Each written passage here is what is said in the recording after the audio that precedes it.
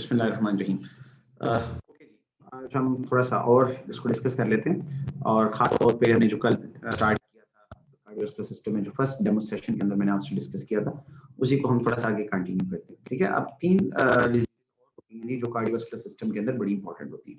देखिए, पहले तो ये है कि किया था कि दो मेंबर्स हार्ट अगर आपको हमने कहा था एट्रिया और वेंट्रिकल के दरमियान यहाँ पार्टीशन, उसके बाद हमने कहा कि दो एट्रियाज को भी हमने अलग अलग कर दिया। वाली बात हमने कल डिस्कस की लास्ट में।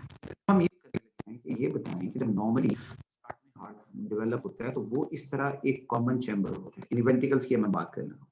अब इस कॉमन चैम्बर के ऊपर से एक ही ब्लड वेसल निकलती है बड़ी सी, और इस ब्लड वेसल्स का नाम होता है ट्रंकस आर्टेरियोसस। ठीक है, अच्छा, अब कल को क्या होना चाहिए? होना ये चाहिए कि पार्टीशन हो जानी चाहिए, इन वेंट्रिकल्स को आपस में पार्टीशन लाइक दिस, एक बन जाना चाहिए राइट वेंट्रिकल, दूसरा बन जाना चाहिए लेफ्ट वेंट्रिकल वन,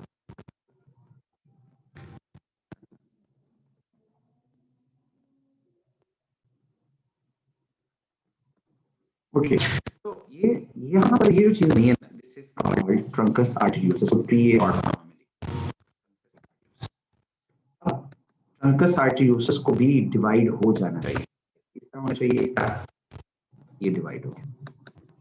इस तरह डिवाइड होना चाहिए कि जहां से लेफ्ट वेंट्रिकल है से ये वाला पोर्शन, और जहां वेंट्रिकल है वहां से पल्मोनरी ट्रंक निकला। नॉर्मल सी बात है ना, नॉर्मली हम कहते हैं कि राइट जो वेंट्रिकल होता है वहां से पल्मोनरी ट्रंक निकलती है और लेफ्ट वेंट्रिकल से एओर्टा।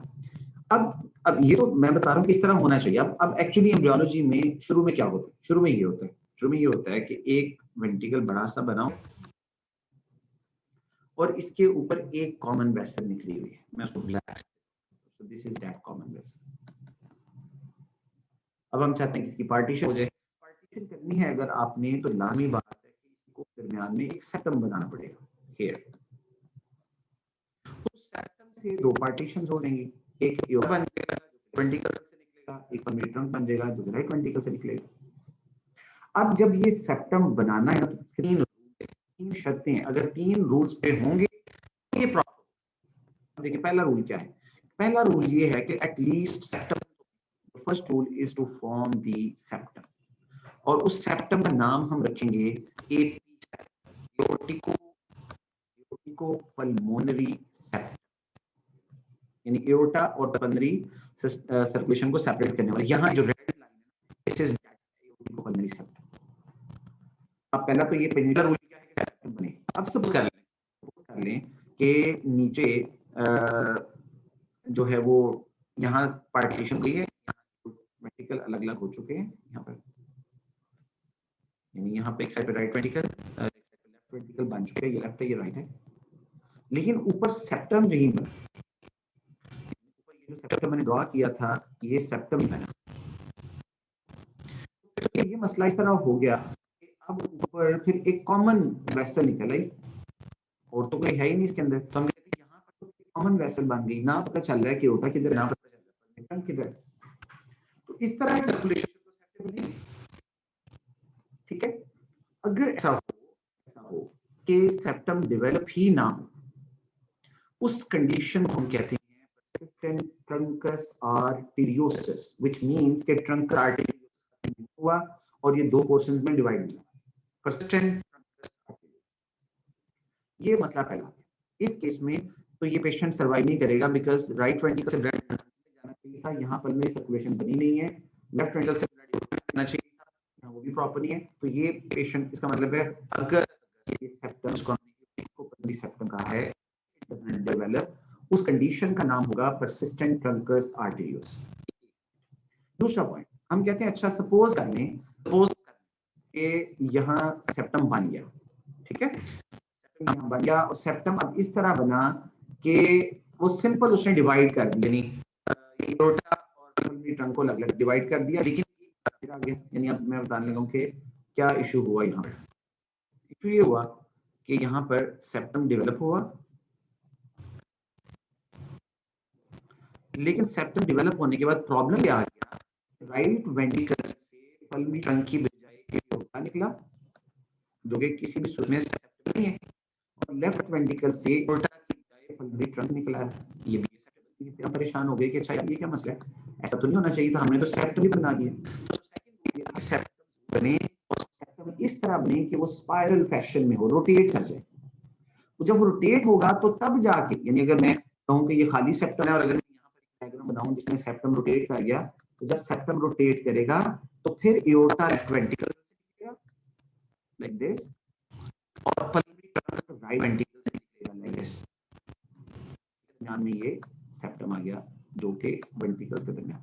सो राइट वेंट्रिकल से अब मैं कहूंगा कि निकल रहा है हियर, और यहाँ में भजी वेंट्रिकल से एओर्टा निकल रहा है। लेकिन ये तब पॉसिबल था सेप्टम एओर्टिको पल्मोनरी सेप्टम इस तरह बने कि वो स्पाइरल फैशन में।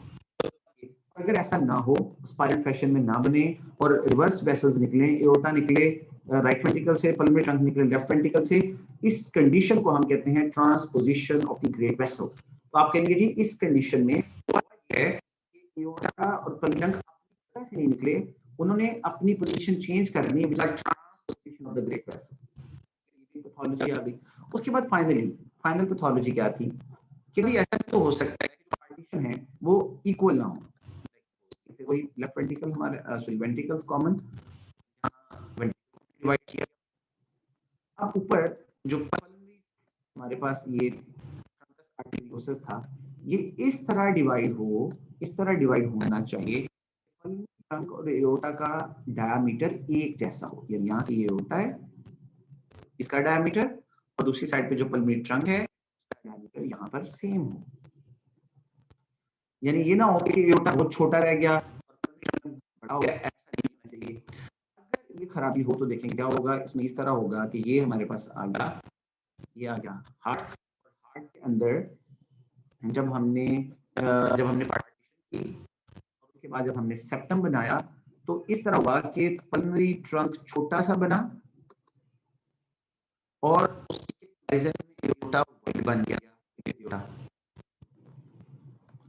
अब ये तो बड़ी गड़बड़ हो गई कि एक वेसल बहुत छोटी बन गई है, एक वेसल बहुत बड़ी बन गई है। जो वेसल छोटी बन गई है उसकी वजह से यहाँ होगा पल्मोनरी स्टेनोसिस नैरो, तो ब्लड यहाँ से आसानी से जाएगा ही नहीं, जोर लगाना पड़ेगा। अल्टीमेटली क्या होगा कि राइट वेंट्रिकल में उसकी हाइपरट्रॉफी स्टार्ट हो जाएगी, राइट वेंट्रिकल को ज्यादा लोड पड़ेगा। एओर्टा का मसला ये बना कि एओर्टा इधर भी ब्लड दे रहा है लेफ्ट वेंट्रिकल से और एओर्टा राइट वेंट्रिकल से भी ब्लड दे रहा है। इस कंडीशन को जिसमें एओर्टा दोनों वेंट्रिकल से ब्लड ले रहा होता है call it overriding of aorta, यानी एओर्टा की एक्चुअली इसको कवर करना चाहिए था खाली लेफ्ट वेंट्रिकल से, but it is also covering the right ventricle, so this condition is called overriding of aorta. So ये जो कंडीशन जिसमें इक्वल पार्टीशन करता है, इसकी वजह से जो पैथोलॉजी होती है उसको टेट्रोलॉजी ऑफ फैलेट कहते हैं। और टेट्रोलॉजी ऑफ फैलेट के 4 कंपोनेंट्स होते हैं, टॉप शॉर्ट फॉर्म में tetralogy of Fallot, and it basically has 4 components.